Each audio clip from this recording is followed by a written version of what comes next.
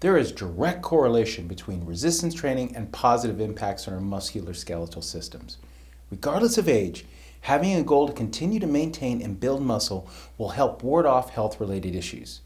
This is something that we all need to keep in mind regardless of age. It's time for your total fitness journey.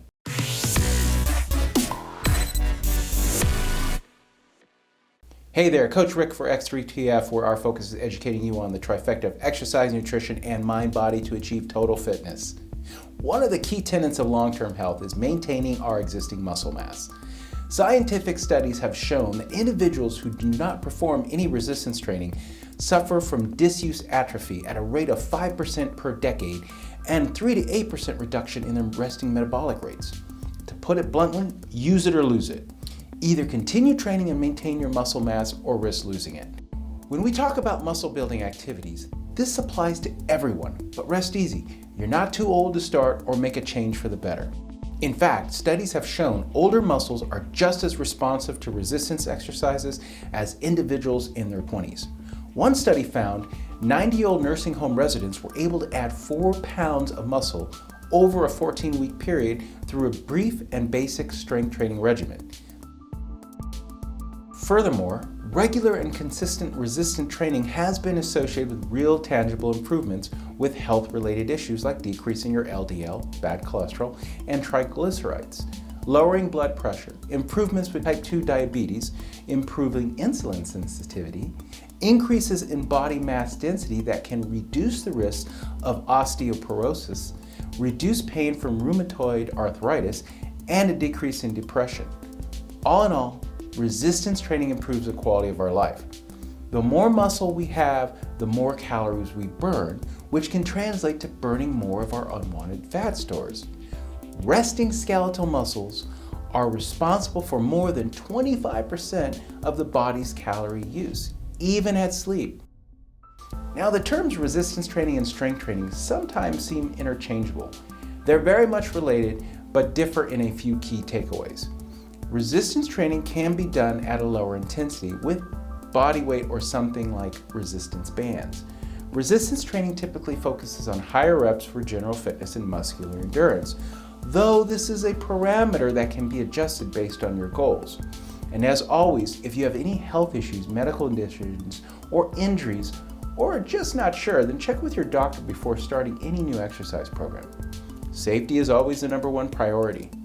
With that said, there are several tools for resistance training, with the simplest being your own body weight. Body weight training is no joke, and if done right, it's at a high intensity that can be an unbeatable workout. For example, pull-ups, pure body weight training that is second to none for adding lean muscle to the upper body. And if body weight intimidates you, then consider resistance bands. They're a great tool to start incorporating resistance training into your exercise.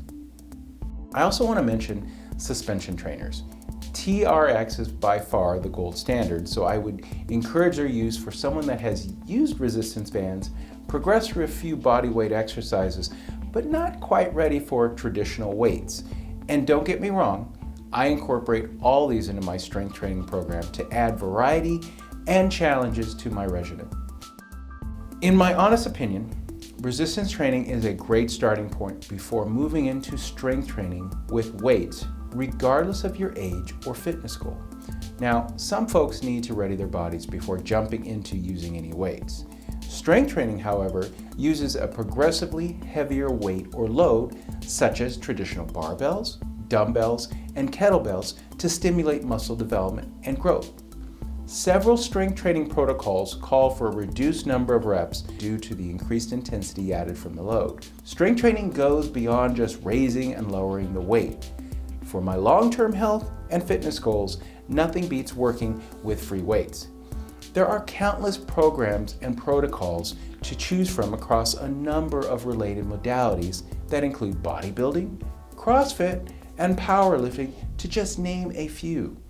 If you're new to strength training, then I recommend starting off with the weight machines at your gym because they build confidence and help limit the risk of injury by forcing you to maintain your form. Now, once you have a foundation, you can move into more traditional weightlifting techniques using barbells, dumbbells, and kettlebells. The big difference with using free weights versus machines is free weights require more of your stabilizing muscles to be engaged to keep balance and maintain form. Machines are great, but typically focus on the primary and secondary muscles involved in the movement. Strength training is ideal for general fitness and improves sport performance and everything in between. My own strength training program is focused on key bodybuilding protocols designed for my body type and muscular fiber makeup. Remember how one of our key tenets in our nutrition program is to avoid a one-size-fits-all approach? The same thought can apply for muscular development. We're physiologically similar, but not identical. As such, let me take a moment to dispel a myth. Just because you incorporate resistance and strength training into your regimen does not mean you are going to gain bulk. There are a lot of parameters that need to be in play to gain significant size from this type of training. Muscle, by the way, is far denser in size than fat tissue. Replacing fat with muscle will help you look leaner, not bulkier. Done safely and correctly, resistance and strength training can maintain and improve our health. So remember, don't wish for it, work for it. Before you go, please hit that little subscribe button and notification bell to keep up to date on X3TF's programming that looks to help you achieve total fitness.